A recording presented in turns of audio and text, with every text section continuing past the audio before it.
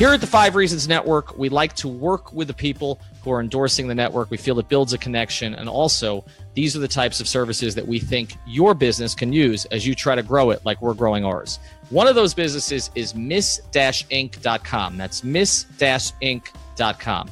305-537-6465. They are social media problem solvers, which means social media marketing and content writing. They've been in business for more than 10 years. They are based down here in Miami, and they believe in a personalized, customized approach to marketing. So they only represent businesses that are serious about taking their visibility to the next level. Social media marketing requires much more than just a blog or profiles on a website like Facebook or Twitter. It takes smart strategy and a daily interactive focus. They don't believe in cookie cutter strategies or in boxing your business in with others in your industry. If you go to our IG page at 5 Reasons Sports, you'll see a lot of work that missinc.com is doing for us. Again, that's miss-inc.com, miss-inc.com.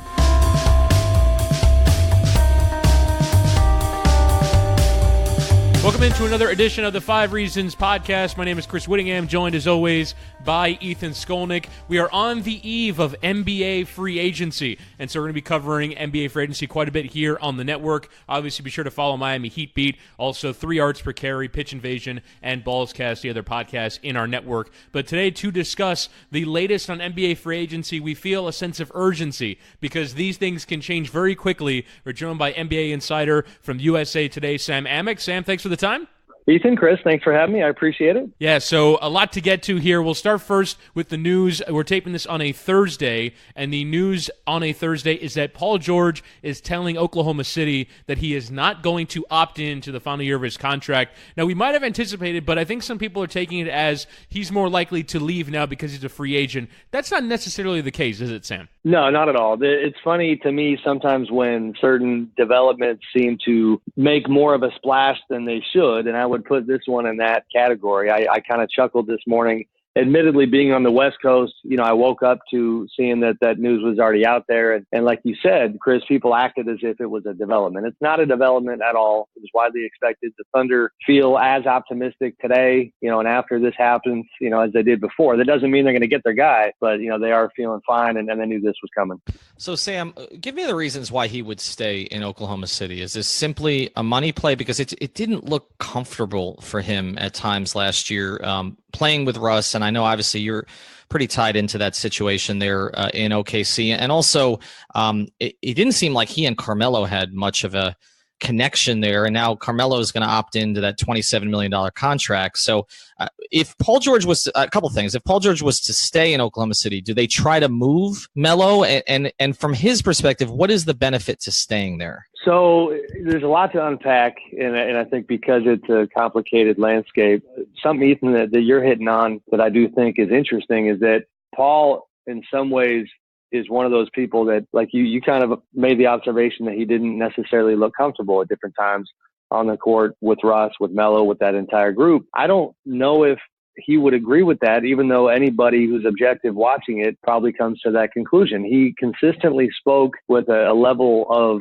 of kind of a reverence for Russ, reverence for their group that didn't necessarily, they kind of belied what the eyes told you when you watch this team play. And it was really interesting because it was from beginning to end, training camp all the way until the end, what is for him in OKC and what might compel him to stay. I think first and foremost that the Westbrook factor is fascinating because Russ has been rightly accused of being a guy who at minimum, we question whether or not other stars wanted to play with him when a guy like Kevin Durant leaves town. That's a natural question to ask.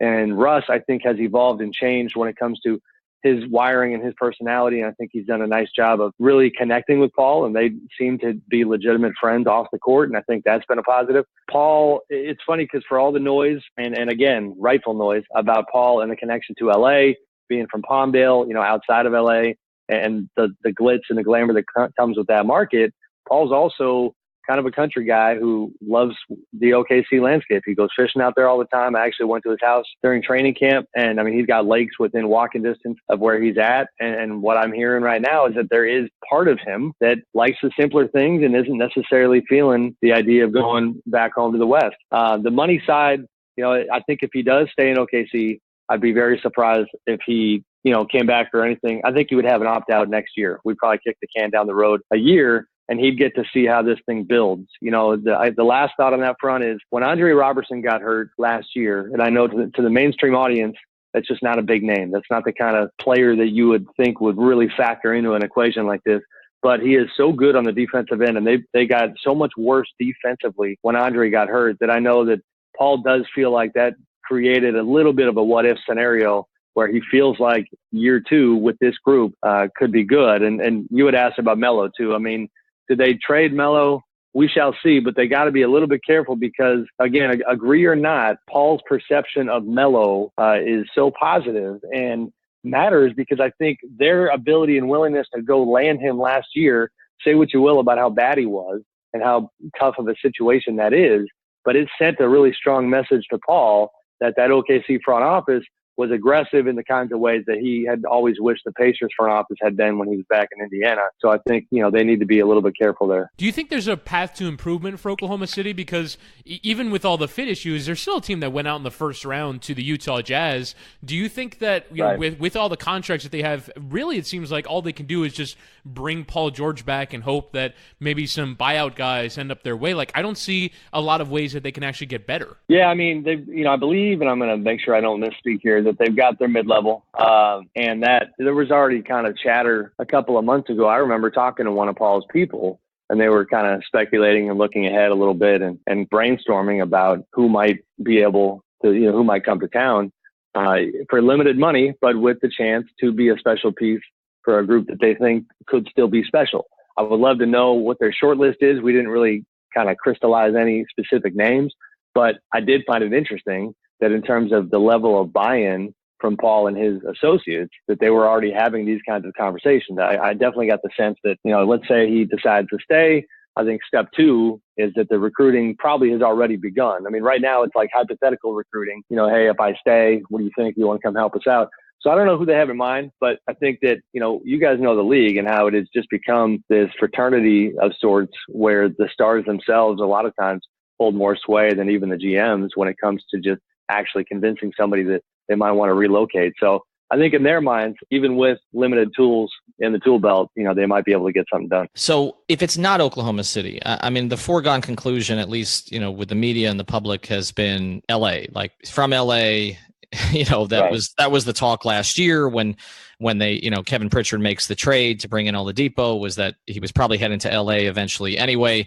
Can you see a scenario where it's not LA? Because we've had a couple guys on the podcast who've talked about Philadelphia being like the best fit from a playing standpoint for Paul George, like slide right in there at the three, another defender, a shooter, that he might be a better fit than LeBron in Philadelphia because Paul George, can play off the ball quite a bit. He's done that.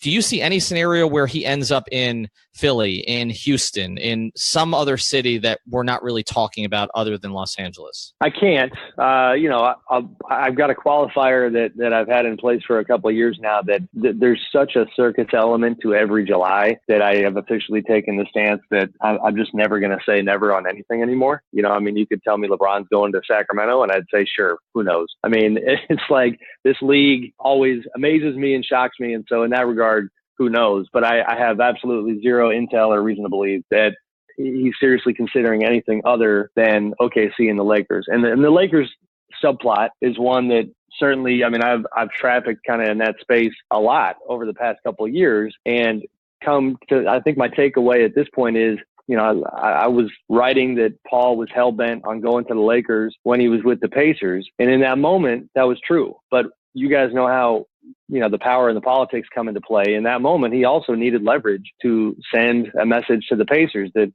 at minimum next summer, I already know a year out that, this is a better option for me than being in Indiana. I already have one option that I guarantee you I'm not staying. And that was the Lakers. And so, it's interesting to me, and I know we'll keep there's kind of a 6 degrees of Lakers component to all these conversations, but they are in such an interesting spot because, they get used as leverage like that so often. And so that kind of helped him get out of Indiana. But again, now things have changed a little bit. He has enough of a foothold in OKC where they at least have a puncher's chance here. All right, so final prediction, where do you think Paul George ends up? I'm going to say OKC. I had some conversations today that were confirming that that's where the noise is at now. Again, I mean, you guys, I'm sure, saw that SI had kind of leaked the Lakers' alleged pitch to Paul that was, super corny and cheesy. But it also reminded you that when these meetings happen, these are young guys and human beings. And so when Magic Johnson's, got that twinkle in his eye and he's looking at you and telling you on Lakerland, maybe things change. But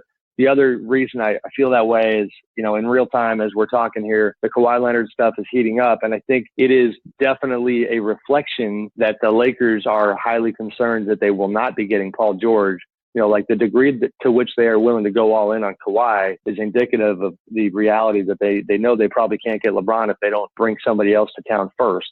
And, that's what the Kawhi move represents for them. All right, you said Kawhi. Let's move on now to Kawhi Leonard. There's some increasing buzz about the Spurs kind of being more amenable to a trade, and they had kind of taken a very standoffish position for a long time, but I feel like they are nothing if not backed into a corner right now. What's the latest you've been hearing on any potential trade talks, and where do you think Kawhi is at right now in his relationship with San Antonio and where he wants to be? Yeah, I mean, continue to hear that he's certainly fed up and ready to be done, and and all the personal components that have been well chronicled in the media, the trust between him and the Spurs has eroded, and the backstory on the health and how he got outside counsel and they didn't appreciate that. And, how it all got to this point. Now, I think what's interesting is that the Lakers, what I love is that, like I had just tweeted this morning about how, there are other teams that are trying to make headway on the Kawhi front who are they're not waving the white flag just yet, but they're reaching for the white flag because they're hearing, some alleged specifics about a possible Lakers offer. But then the debate from there, and I'd be curious to get your guys' feedback on some of those details, because again, this is what other teams are hearing. It's not coming straight from the Lakers, but it also becomes like it's in the eye of the beholder in terms of what the Lakers can offer. So if, Rob Pelinka and Magic Johnson are coming at you with Brandon Ingram, Kyle Kuzma, Josh Hart, either two first rounders or a first rounder and Mo Wagner. And they are also shopping for another first rounder, which conceivably could bring it to 3. And then, not to be forgotten, showing a willingness to take on bad money in return. That sort of an offer is about as good as the Lakers can do. But I've even been texting with some of our colleagues this morning, like Tim Von Temp's buddy from the Washington Post had hit me up, and he wasn't impressed. He still likes what Philly could bring to the table. I'm kind of curious how you guys see it. Yeah, I mean, when I look at what teams can offer around the NBA, I mean, I would rank it Boston, Philly, and the Lakers after that. And I think it depends on what you think of all the young cores. But when I look at Boston and Philly's young core, I see 4 or 5 players that I like as much or more than what the Lakers could offer. And I like Brandon Ingram. And I think that Lonzo Ball has potential. And I know we get caught up in the circus show, but if you look at, the shooting has to get better. But if you look at the other things that he did last year, particularly in certain stretches, like, I would not give up on Lonzo Ball at this stage. And I like Kuzma. I don't think Kuzma is I don't think he's going to develop into a top 2 guy on a contending team, but I think he's certainly a viable starter in the league. So, they have 3 nice pieces there, even if you're not including Randall, but Boston's pieces are much more high level, in my opinion. Jason Tatum, if you're even going to go there, and I guess that was going to be my question for you with Kawhi, is a couple of things. One is, Sam, I don't really understand the not trading in the conference thing.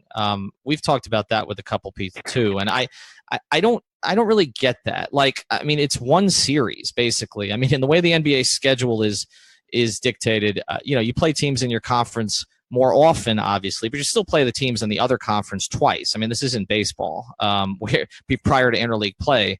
So is Pop, I guess it's moving a little bit in this direction now, but why would Pop have a problem trading him to the Lakers if he felt that the Lakers could offer him the best package? Why does he have to trade him east? Because I've seen that out there on Twitter, and I just don't understand it. I think, the human component is always tough to quantify, right? And so as it specifically pertains to the Lakers, my thought would be, and obviously I haven't sat down and had a glass of vino with Pop to break this down, so I'm pontificating, but you've got a built-in rivalry between the Lakers and the Spurs from yesteryear. I think potentially even, and more germane to it, is you have just complete opposite cultures between these two organizations. And what you do get a sense of when you talk to people around the Spurs is that, I mean, the Lakers in some ways represent, the antithesis of what the Spurs are. And so the idea of paving the way, not only giving them your guy who, not too long ago was saying that he wanted to be a Spur for life. I mean, I wrote that story a couple of years ago. Those were Kawhi's words.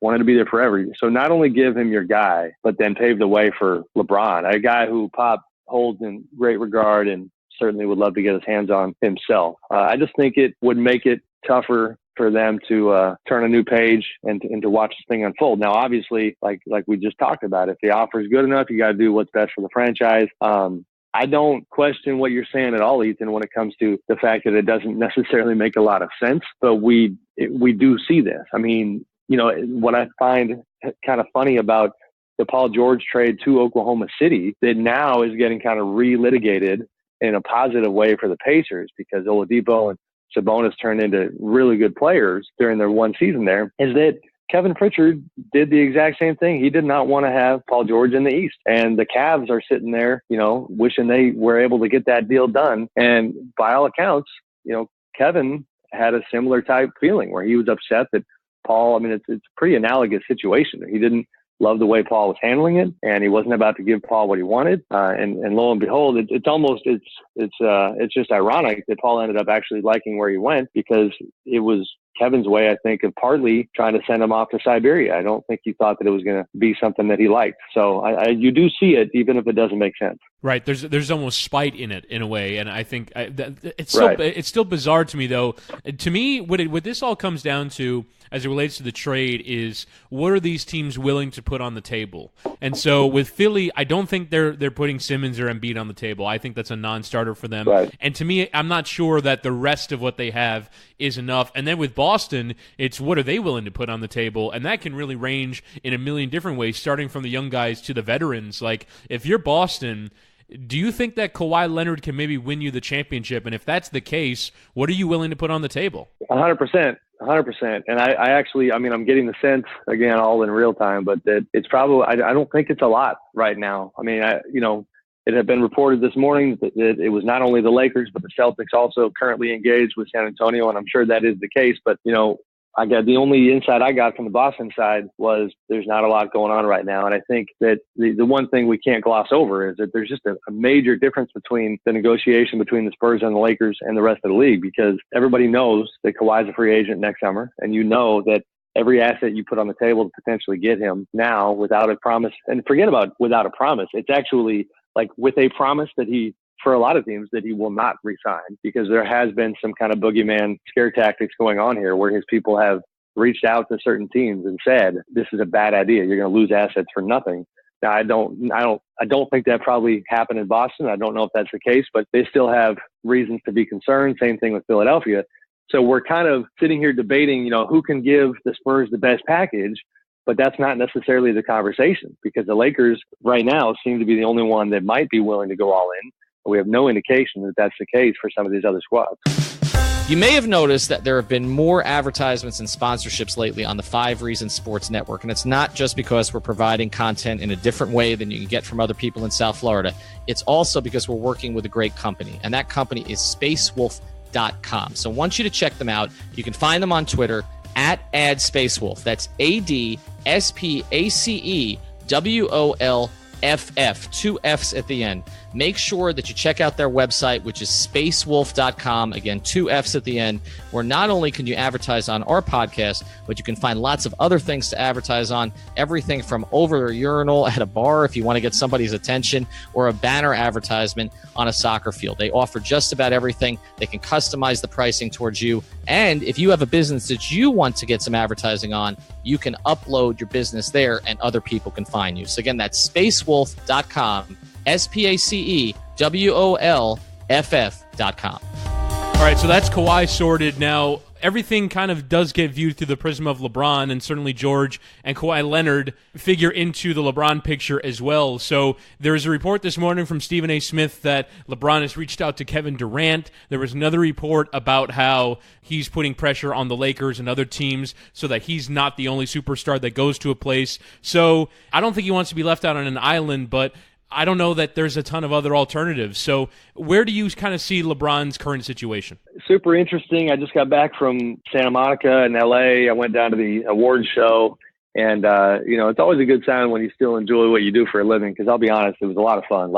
We spend so much time on the phone, grinding and trying to get in touch with certain people, and that's fine. But the awards show presented this really unique landscape where now you're working the room in real time. I mean, it was almost like, Las Vegas Summer League on steroids, because you're talking about the biggest stars and a lot of executives, a lot of agents. And so it was, like you said, Chris, a 6 Degrees of LeBron event, even though LeBron wasn't there. And so I did get a chance to connect with Rich Paul, his agent, a little bit, pick his brain, talk with some other folks. Where I see it right now, the noise about the Lakers is just really, really loud. And last couple of days, I've been continuing to just, my whole approach has been fine, but I don't have any clarity here. Like I cannot imagine that he's going to be the first domino and be the guy who just jumps without knowing, who might come with him, if anybody. We talked about the Kawhi stuff, and now that is part of this conversation too.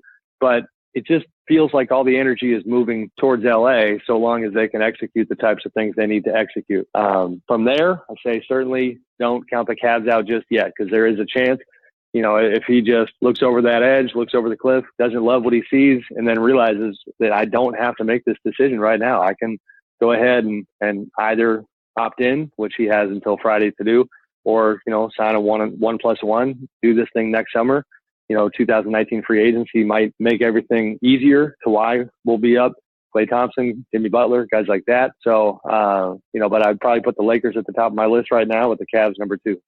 Sam, when we talked to Joe Varden from Cleveland.com recently, I mean, he puts Cleveland in the lead, not by a plurality, right, but just ahead of all the other teams. And that's before some of the developments of the last couple of days. But his reasoning for that was from a personal aspect. And knowing LeBron a little bit, I buy into this too. From a personal aspect, like there's no downside to him staying in Cleveland in terms of the legacy stuff, in terms of the family stuff. Like if he doesn't win there next year or the year after, it's okay. Well, I mean, he may get to the finals again. I mean, I think Philadelphia and Boston getting better will make that a little more challenging here, depending on what Danny does this offseason and whether Fultz turns into what Philadelphia expects. But there's not really going to be a hit to his reputation if he stays there. I do think Cleveland fans are going to be much more generous to him on the way out this time than the last time, but still, at least he doesn't have to leave right away. His family, from everything that I've heard, would be fine with him staying in Cleveland. I know there's some attraction to LA, but the Cleveland thing would be fine, particularly with his son, obviously, with where he is in basketball. So that was kind of Joe's reasoning for it. I guess here's my question about the LA thing for him, and I brought this up on a couple of other pods. Kobe fans are, and I've said this before, are irrational to a certain degree, in a way that I think no other group of fans in the NBA is, actually. And, I just know from personal experience that LeBron has this very competitive relationship with Kobe, and it works both ways, with even Kobe's tweet in the past 2 or 3 weeks, right, about LeBron in the finals.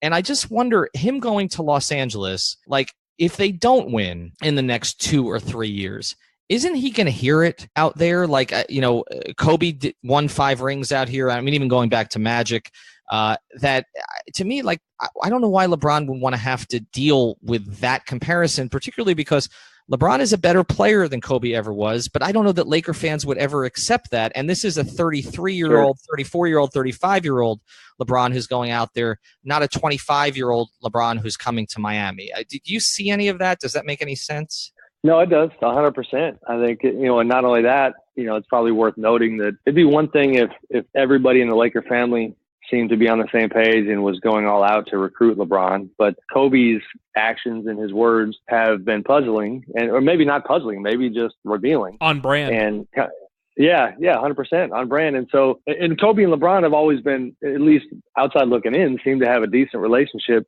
in terms of one-on-one. But, it's not as if, I talked to Kobe a couple months ago about, it was when he was promoting his ESPN show, and had asked him about recruiting and LeBron, and he hasn't really taken the bait. He's not sitting here. He could easily come out and say, listen, we've all got our legacies, but this guy is dominating the game right now, and it would be a privilege to have him in the family, something along those lines. And that's just not the case. So I buy all that.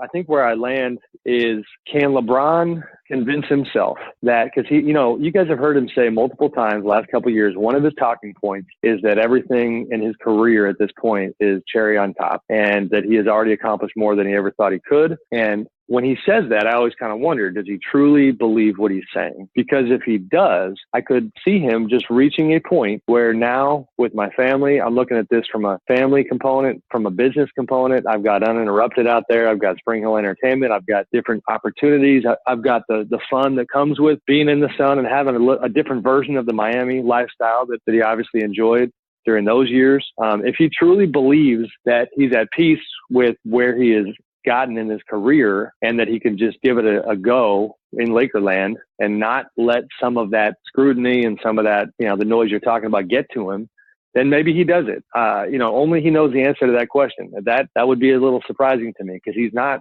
39, he's 33. He still has the opportunity here to make an incredible impact on his legacy, which is already one of a kind. So, that's the stuff that's just between his ears, and there's no way for us to know. Hey, this is Gary and Thorne, host of the Fantasy on 5 podcast, part of the 5 Reasons Sports Network, letting you know that your fantasy football needs are covered this season. My co-host David Ganos and I will be leading you hand in hand through your draft and right up to Championship Sunday, offering our insight into the world of fantasy football. We'll also be inviting some of our friends from Sports Illustrated, Yahoo, and DraftKings. Look for us Tuesdays and Thursdays starting in July, wherever you currently listen to your favorite 5 Reasons Network podcasts. On the 3 Yards Per Carry podcast, you get this type of analysis. Even if you count all those guys, there's only 2 players in the NFL that are producing 3 yards or better every time they even step on the field and run a route. And those are Julio Jones and Jakeem Grant. And this too. So naturally, we have this dick that could set fire to a suitcase with us, okay? So... Nobody likes to talk about your wife, mate. Join us every Thursday for 3 Yards Per Carry on the 5 Reasons Sports Network, covering all of your Miami Dolphins news. All right, Sam, we're going to close with 2 more things here. First, on because I know you're West Coast based, so Boogie Cousins for me is a fascinating one. He gets traded to New Orleans. It doesn't really fit in. It almost seems like New Orleans kind of took off in some respects after he got hurt. And obviously the Achilles injury is such a massive thing to deal with, particularly for a man of that size. Where do you think he ends up now? Do you think he just comes back to New Orleans? What is his market value as well, given the fact that he just had that major injury? Yeah, I mean, it's a pretty unique free agency case. My sense there is that I don't know the hard numbers, but I do think that New Orleans, with good reason, they have a ceiling on what they are willing to commit in terms of years and money, because there's really not any precedent for a big man like DeMarcus Cousins having that kind of an injury and getting back to the level he was at before. We always end up pointing to Dominique Wilkins as kind of one of the few who was actually better post-Achilles injury than he was before, but that's a wing, and that's a different story. DeMarcus is just a huge man, and so there's questions on the Pelicans front. I think, if I'm handicapping it, that kind of limited commitment could certainly lead him to look for greener pastures. There's a lot of noise about Dallas, and that's a place he's been tied to for a long time. Mark Cuban has been trying to get his hands on DeMarcus going all the way back to the Sacramento days, and really just had this, this not surprising kind of swagger-filled sense that he, personality-wise, he wasn't worried about Boogie, that he loved his fiery nature, and even Dirk was, allegedly on board with the idea of kind of sharing a locker room with them. So Dallas is a possibility. But I would also say, I wonder, I'd heard that DeMarcus he's also pretty focused on and pretty in love with the idea of possibly playing with LeBron. I don't know if that's reciprocated or not, but I wonder, let's say, since we're just spitballing, that the Lakers pull this off and they get Kawhi, and then they get LeBron. To me, I mean, if they got the money left over and you don't have a third star, if you do something with DeMarcus and maybe you do a responsible contract because, the guy wants to be there so badly, even with all the red flags, I'd be a pretty nice third guy to add to that group. So, who knows if he can find his way into the locker room with LeBron. All right. So one more here, Sam, and this is for our listeners in South Florida. And, I always like to get a national perspective on these things because we can be a little bit myopic down here. And, I've covered Pat Riley down here for more than 20 years. And I was surprised by his offseason last year because we talk about off-brand or on-brand. It was very off-brand for Pat Riley to commit long-term deals to slightly above average players, which is what he did last offseason after getting a lot of guys on one-year deals, these make-good deals, and letting Eric Spoelstra coach them up. I thought he would let those guys walk and bring in more guys like that until he could finally get his superstar. So as we enter free agency here, the Heat don't have any cap space. They've got 2 contracts in Tyler Johnson and Hassan Whiteside that they clearly want to move. And then they signed 4 different guys to 4-year deals last year, only one of which, Josh Richardson, looks like a really good contract. Kelly Olynyk looks like a pretty good contract. James Johnson and Dion Waiters, not quite so much. So just from a league perspective, do you think that the kind of contracts they signed last offseason, which they kind of pitched as being movable, these sort of $11 to $14 million per year deals for decent rotation players, do you think those are movable now, considering that the cap has flattened out? Yeah, I mean, that's an advantage. I mean, it's still a tough sell to me, and I know that's not what the local fans want to hear. But, it is, you've got contracts that, if the spike continued in that direction that it had gone in, then everybody all across the league was going to feel better and better about these deals that they cut. The flattening out doesn't help in that regard. I never thought about the way you framed the discussion about Pat, Ethan, is dead on. And I hadn't necessarily kind of made that pull away when it comes to him changing character. So it puts him in a tough spot where, they were one of the nice surprise stories last year. And I think honestly that the direction it's going, they probably wind up just the fans have to enjoy the reality that it's, they never bottomed out in the way that we thought they were going to when LeBron left town. So, I mean, I still love their culture, love what they're doing, but it's a lot of money, and I don't hear a lot of noise about there being great landing spots for some of those deals. I want to mention one in particular because you've been based out in the Sacramento area for a long time. So you were familiar with Hassan Whiteside before Heat fans became familiar with Hassan Whiteside. Sam, when they signed the 4-year deal with Hassan for $98 million a couple of years ago, I was in favor of it because I thought you don't lose the asset there, even if you had questions about sort of how he'd work after he got the deal and whether there was a lot more upside there. They've got 2 years left on that deal for, north of $50 million. Can you see any team taking a chance on him at this point? I mean, maybe a Portland has been mentioned. He seems to have a really good relationship with McCollum and Lillard. I think McCollum was actually at his place last night. If you look at some of the social media, can you see maybe the Blazers taking a run at him? Could you see Dallas if maybe DeAndre Jordan or Boogie Cousins doesn't work out, or the Heat just sort of stuck in this situation for one more year until that contract is expiring? I mean, on face value, I can see it. It's just the number is what creates this massive mental block when it comes to that idea, because your logic on Portland is sound. And I've actually noticed the CJ friendship before, months and months ago. I remember looking at some of his social media stuff, and he was hanging at Hassan's house. I think those guys are clearly tight. The Dallas thing, I mean, if you're willing to roll the dice on DeMarcus Cousins, then, maybe that logic extends to a guy like Hassan. The other thing about Portland and where you could have some leverage there is that there's, it's a little unnerved, I don't know what the word is, a little sensitive out in Portland these days because they just really need a third piece. And I think there's concern about how long is Damian Lillard going to be patient. And, what do they do there? So they are in the market for almost every third guy. And so then the question becomes, is Hassan that guy? And even with the massive money, is the length just short enough that you feel like it's worth giving it a go? Those are 2 good ones. And again, though, it's just, man, that number is so huge. And you're coming off a year that had so much dysfunction that sends a bad message about his fabric, honestly. And that's the thing. If you go back to when they cut the deal, I'm not close to the Heat, certainly not like you at all. But I was shaking my head at that one because there are so many Hassan Whiteside stories from over the years that, you looked at that and you thought to yourself, like, all right, good for him if he seems to have changed his stripes a little bit. But, I do feel like last year some of that old Hassan came out a little bit. All right, Sam Amick of USA Today. He is their NBA insider. Is going to be a must-follow during NBA free agency on Twitter at Sam_Amick. That's AMICK. Appreciate the time, man. I know it's really busy for you, and we really appreciate you doing this. No problem, guys. Enjoyed it. Thank you.